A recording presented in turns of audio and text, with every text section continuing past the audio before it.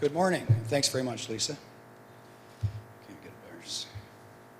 Get a signal back on computer number 1 or 2. There we go. Thank you very much. Phew. I apologize for my voice. It actually has nothing to do with the bar. It's just, that time of year for colds, I guess. So I'll be channeling Kermit the Frog. Sorry. So, the focus of this session is to present the results of a very new and hopefully very useful survey. It was the first project of the GSCA's new research task force, which is chaired by Mary Nucci. Now, along the way, I'll also reference and show some select results regarding film topics in particular from the GSCA's major consumer research survey that was fielded in 2014. Now, for those of you who attended the Toronto conference last fall, Rich Switek did an overview of that study's results. He did a great encapsulation of really what is a humongous undertaking. It's a great survey. It's a great piece of research. Isurus Market Research and Consulting and Friendly Giant Marketing, Rich Switek's firm, were commissioned by the GSCA for that very major 2014 study. I encourage all of you, especially for the first-time attendees here, to make sure you join the GSCA so you can get this material, but go on the members area of the website and take a look at that survey. There's an awful lot of good information, good insights. It's not just data. There's really good commentary as well that can help you as filmmakers and distributors. For that matter, it should be helpful to theaters as well. So for the Research Task Force first project, we wanted to do a survey of giant screen theaters. The results would be for everybody. But we wanted to do it in time for this symposium. Well, here we are. We made it. And there's our agenda. By the way, if we have some time at the end for some Q&A, we can do that and before we move on to the next session. So our goals, we really wanted to capture usage and attitudes about programming and the way theaters are thinking about programming their theaters. What they're doing now, what they're thinking of doing in the future as well. We thought this would have value for the production and distribution community, for sure, giving you some insights about the film buying behavior of your customers. And for theater members, we thought it would be a useful benchmarking exercise to see how your practices compare with your peers. All right, methodology. As is pretty typical these days, it was a self-administered online survey using the Fluid Surveys platform. The sample came from all of the current and recently lapsed theater members of the Giant Screen Cinema Association. So invitations were sent out to well over 100 organizations. The surveys were completed between most of the month of January, as you can see the dates there. And we were very pleased by the response rate. This is a pretty good response rate for anything like this. So 35% is not a bad response. Now, when I get to the end of this deck, you'll see the makeup of the theaters, whether they're dome or flat, international, domestic, and so on, and you'll see how they compare to the market at large. All right, so, by the way, just another quick housekeeping point. For those of you who responded, we made a promise to send you this deck almost immediately after this session. Give us till Friday. We've got your email addresses. If you supplied them, we'll send them to you. By the end of the month, we should be able to have it up on the members area of the website for you to pull down and look at your leisure. And I also, again, I encourage you to look at the 2014 audience research results when you have some time, because there's some really rich stuff there. Okay, so question 1. We first asked the basic question, what are you showing? What kind of content are you showing? And as expected, 100% of respondents showed giant screen films. Surprisingly, though, about a third show first-run Hollywood films. Vast majority of those are flat screens, although not entirely. And almost 1/3 are showing alternative content, which is very interesting. Now, if a respondent said they were showing alternative content, we asked them to specify what. So there's a little chart that explains, that shows the distribution of the various content types. Lots of variety here. Note that Hollywood repertory and And second run films are the leading alternative content type, but by no means the only. There's really quite a broad swath there. All right, so then we asked theaters to key in on the programming type that occupied the greatest number of shows in 2014. By the way, throughout this, if there's a time dimension, we asked people to think about the entire last year. So we asked people to write the approximate percentage of their show schedule occupied by their leading content type. So obviously giant screen films was the leading content type. And not surprisingly, the average of all the answers there was 91%. An awful lot said 100%. Some were, in the high 70s and 80s, but that's 91% was the average for 97 theaters. One theater that shows Hollywood first-run films 65% of their schedule. And with full dome, there was one dome theater that's full dome equipped, and they show full dome 70%, or more than 2/3 of their schedule. Then we asked, all right, so thinking ahead for 2015, what's the dynamic here? You're going to increase, keep the same, or maybe decrease the amount of shows or show schedule that you devote to each of these content types. There's a lot of data here, and I'm sorry the font's a little weak, but it's just an artifact of exporting these things from the data set. But note that almost half of our theater sample were planning to increase live shows or alternative content, 47% and 46% respectively. So the increased bars are the green bars. And almost 1/3 are planning to increase Hollywood features. So that says something about what's going on with giant screen docs. All right. Then we asked a clarifying question, well, what media are you showing your giant screen documentaries in? This slide, you can see film only still dominates, but this split reflects the number of theaters that have converted to digital. It's almost bang on the split between those who have converted to digital or not. Which segues to the next slide. We asked when people expected to convert their theaters to digital from film. Many, of course, had. 1/3 already have. Almost 2/3 will be converted by end of next year. That has implications for your release strategies, filmmakers. And more than 80% will be converted by the end of 2017. That's not very far from now. So when you're planning your films and thinking about getting through the production cycle and distribution, I think that's a very important statistic. Big difference, flat versus domes, as you would expect, or those of you who are new may not know this. There are all sorts of good technology reasons that we want to get into in this seminar or this session, but the domes are not as far along in converting to digital. So their dates tend to be later. They skew, there are more domes in the 2017 row or the 2018 or later row, and for that matter, more domes in the don't know or uncertain row than for flat screen. All right, so thinking about your current weekly show schedule, what are the number of, how many unique titles are on your public show schedule? I make that distinction because I'll be talking about school shows in a minute. So what everyone who's been in the business for a while knows is that with a single screen and different audiences that we're trying to reach, theaters for years have effectively multiplexed themselves, showing a variety of films on a given schedule. So that obviously is continuing, and you can see the extent to which it is. So any given week, 2/3 are showing 2 or 3 films on their public show schedule, and and I think this is significant too, about 1/3 or 32% are showing 4 different titles each week. And that has implications for the number of shows that each film can get and ultimately the license fees that can be collected. All right, so then we asked about the broad sweep of all of last year. How many unique titles made it onto your public schedule? So you can see here, a majority, almost 6 in 10, or 57%, show 7 or more films in a year. By the way, for those of you who are new and my colleagues who remember the mid to late 80s in this business, there was a time when you might only have had 3 or 4 new films a year. In fact, I remember a time when it was only 2. Part of that was supply, because there was only 1 or 2 new films each year.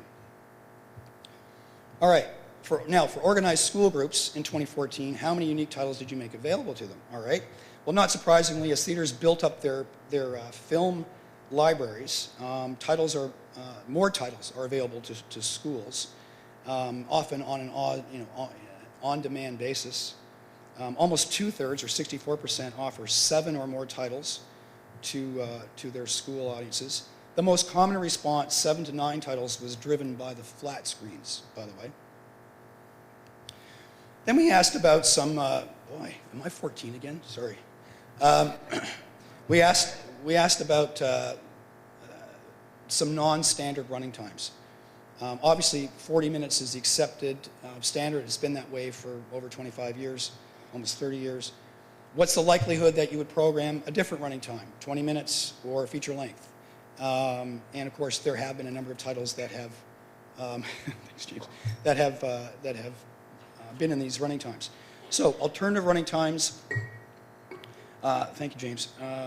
Which mean the means or average of, you can see the mean is, or the average is 5 or a bit less out of 10.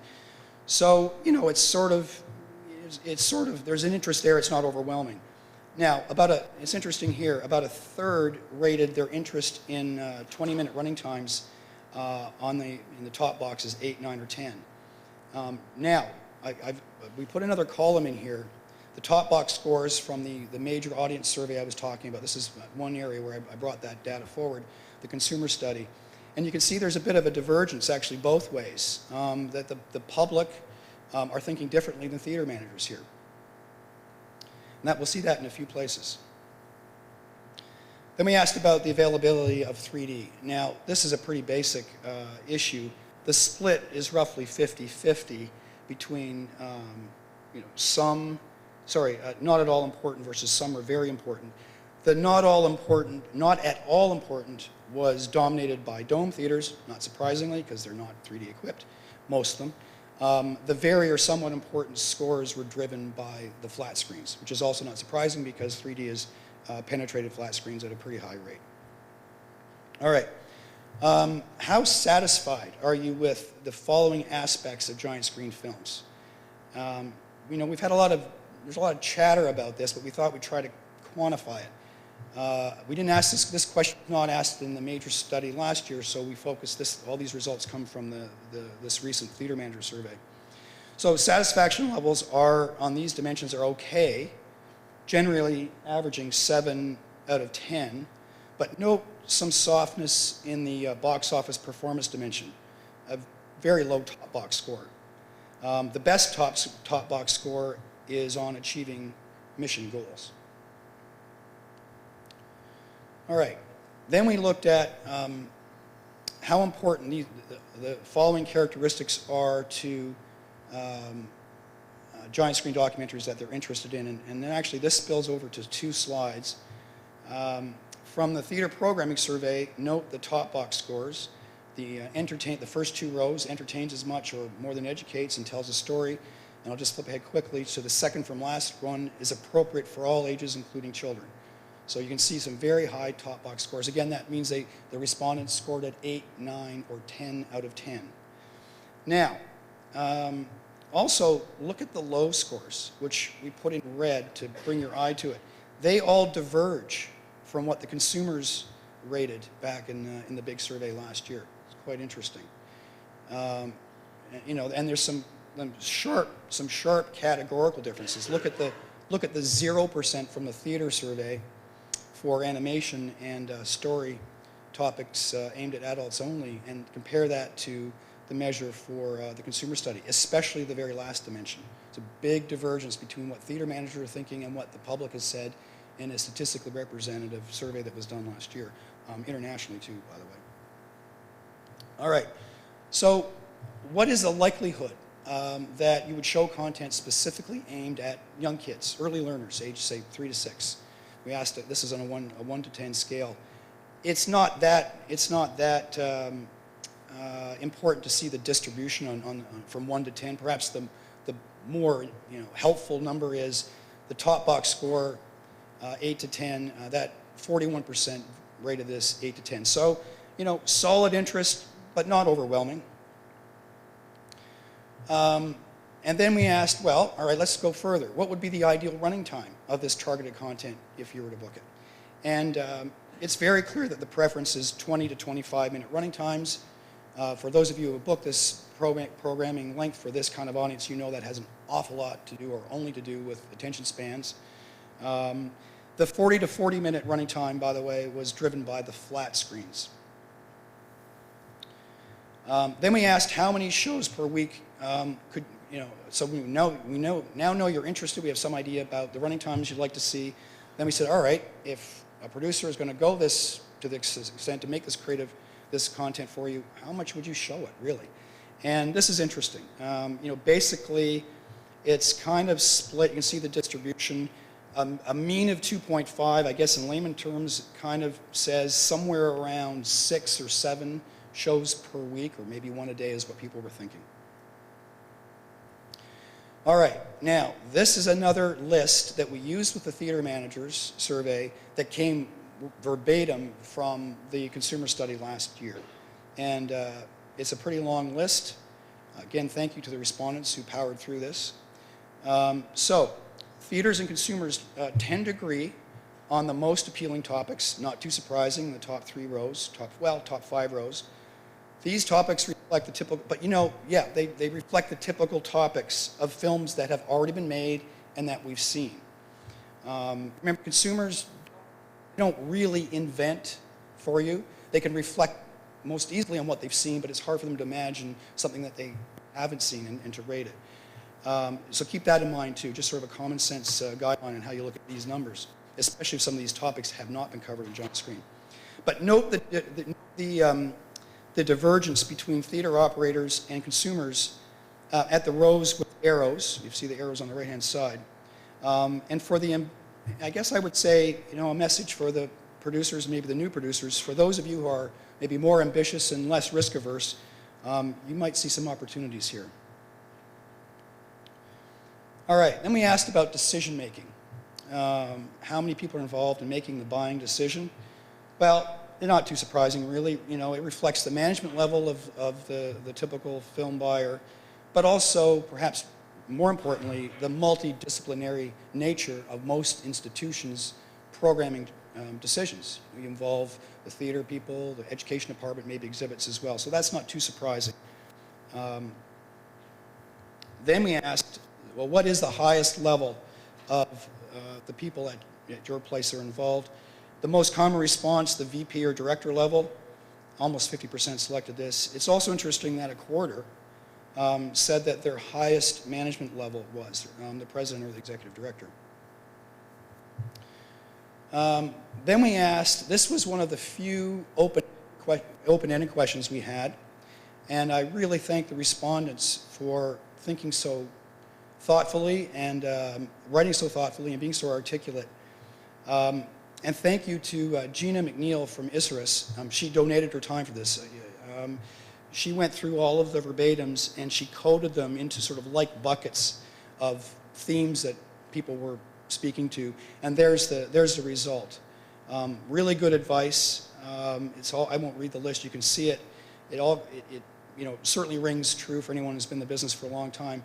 The appendix at the end of this deck, I'm not going to present it, but it's here, and when you get the deck, you'll see that all the actual verbatim comments, of course, they're not tied to any one person. You'll never know who actually wrote them. You might, if you responded, you'll maybe recognize your sentence or two.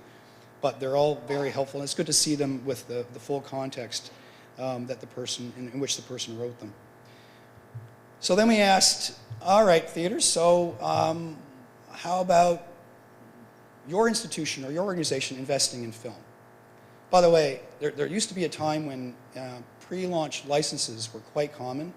There was a time in some ways it's going on now, but not as much. There was a time when we had museum film networks that really did invest and made entire films happen.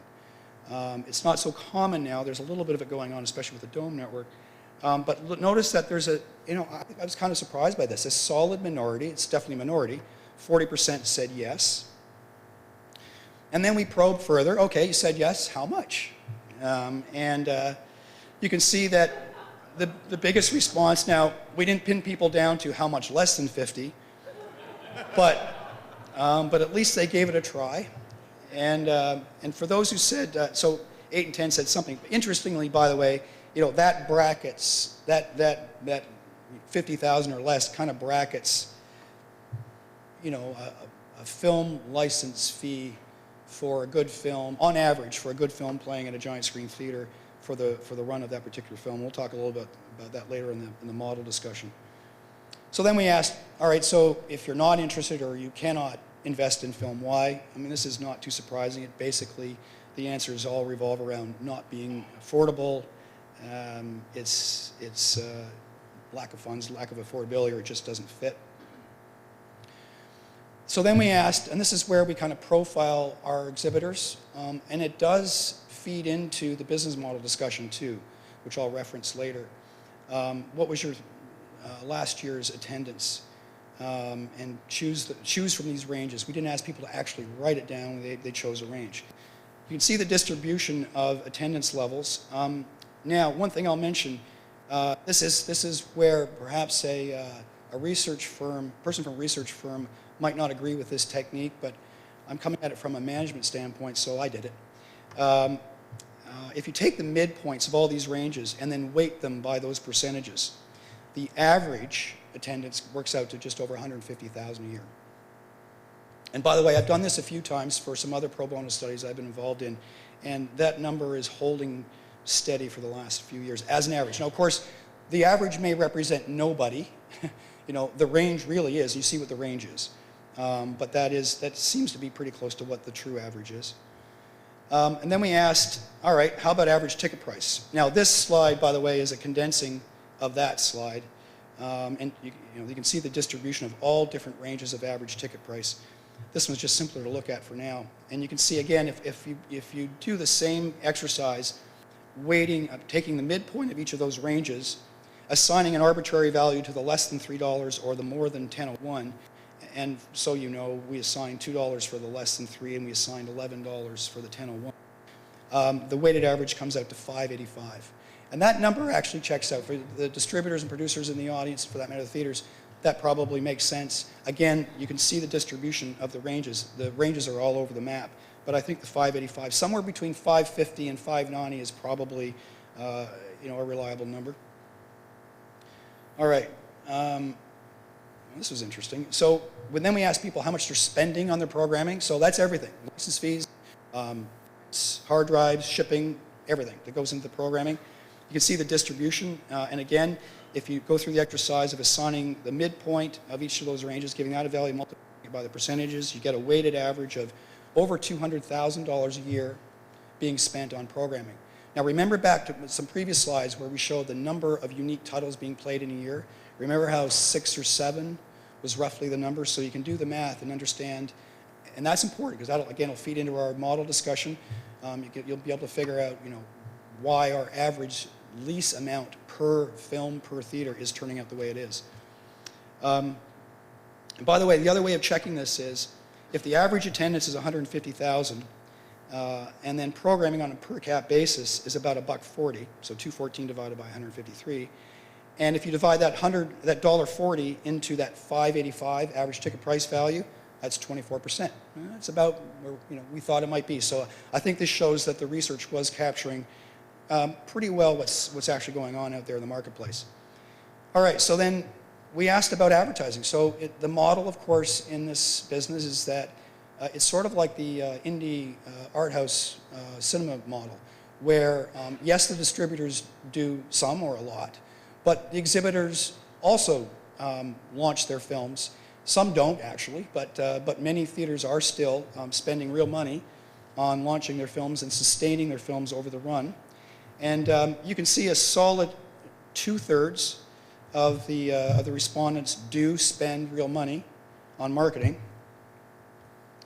And then we asked it in a somewhat convoluted way so we could normalize the number across different attendance ranges for all the different theaters. We said, take the amount of money you're spending on marketing and divide it by your attendance, and that's your per cap marketing spending, and then tell us which range it falls into.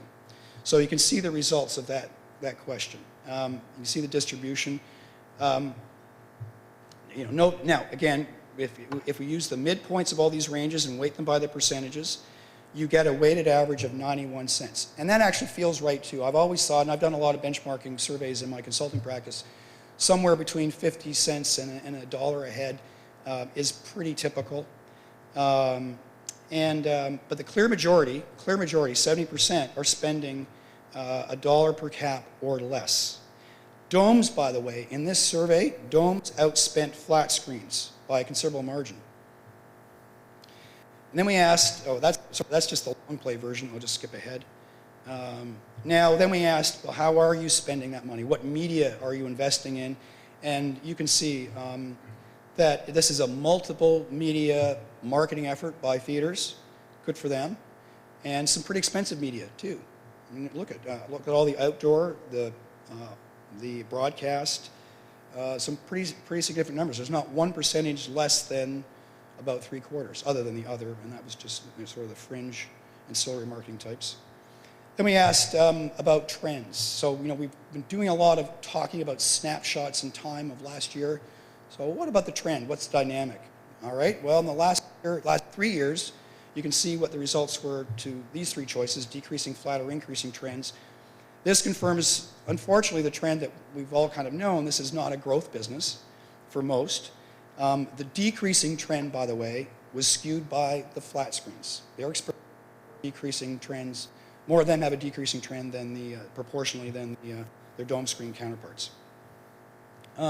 Then we asked about the host institution, if there was one. Now, there were a few commercial theaters, commercial standalone theaters, that NA was not applicable to them, but most of the sample reflecting the business were institutional. You can see that the host institutions are generally doing better than their own giant screen theater, which means the capture rate is going down. That's another way of putting it. The capture rate for the theater is going down. Now, this is just, I'm getting to the end of it. This is where we profiled the theater respondents to find out a little bit about them, and so we could match it up to what we know about the whole marketplace. You see this split of basically 60-40. That absolutely does mirror the industry split of flat versus domes. Right now, of course, that's changing. Then we asked the dome people, how satisfied are you with the content for your domes? And basically, we have a 60-40 split between the levels of satisfaction versus levels of dissatisfaction.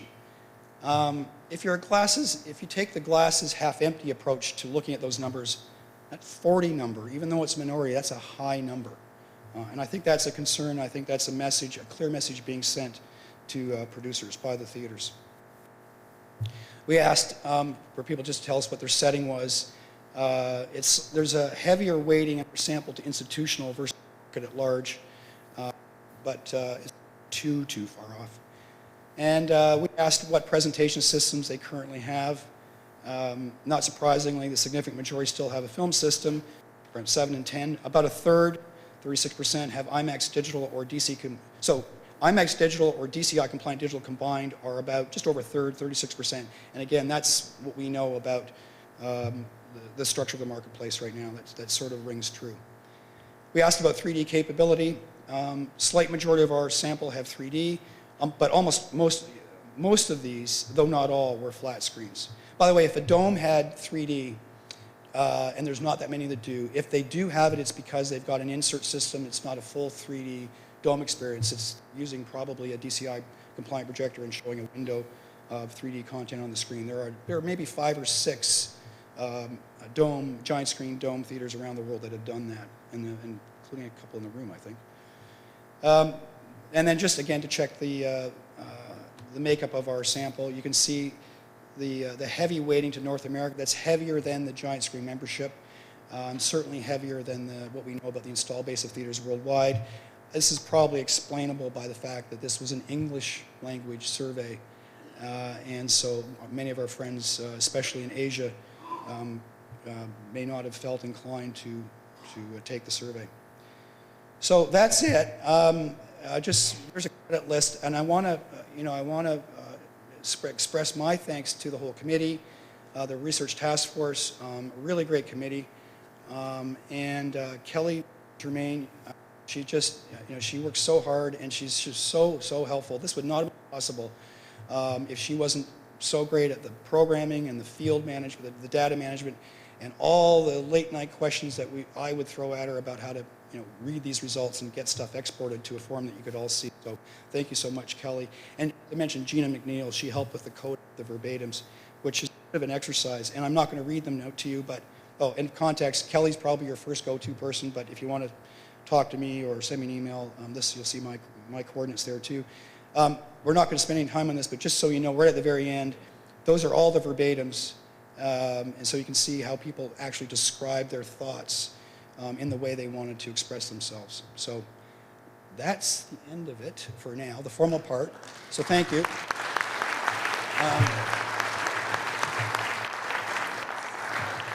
How are we doing for time? Do we have time for any questions? Okay, maybe a couple of questions if you have them. Okay, there'll be, okay. Oh yes, there are mics positioned in the room.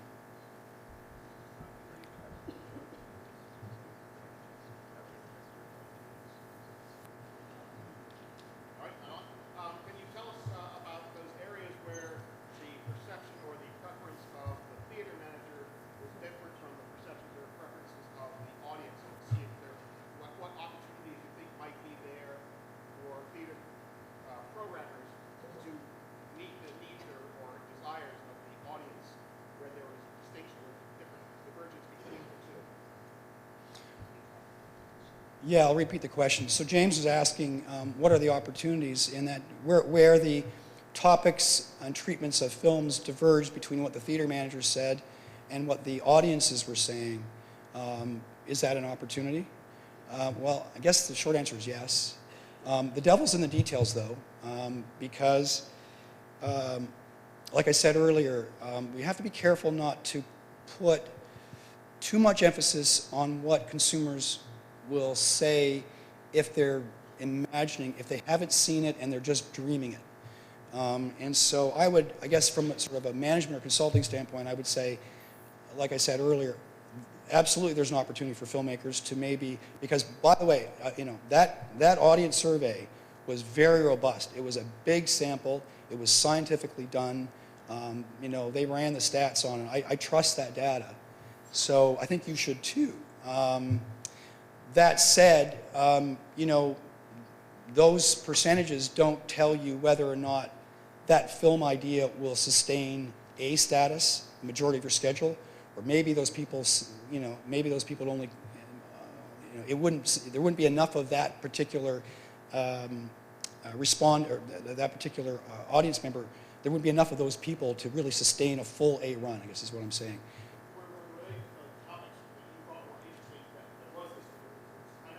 Yeah. Yeah. Yeah. Yeah. Right. I think that was definitely an opportunity, and actually we've seen some of that sprinkled through some of even the films that are on this program, and I mean, just you can hear the reaction here from this crowd, and I think it's kind of validating that there's something there. Anything else? One more question.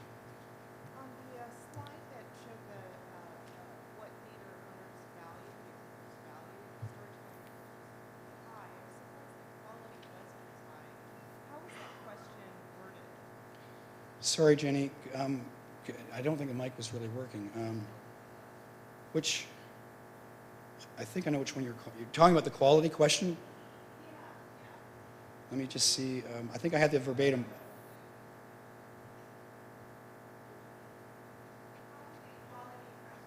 Yeah. I think I had the exact wording here. If I can find it quickly, I will, but otherwise... Oh, here we are. This one here. How satisfied are you? No? All right. You know what? I'm sorry. I'm not going to find it quickly. I do know that, by the way, that in every one of these slides, we have the exact wording of the question is on the slide. This was like literally verbatim. I don't think we compressed it at all. Did I go past it?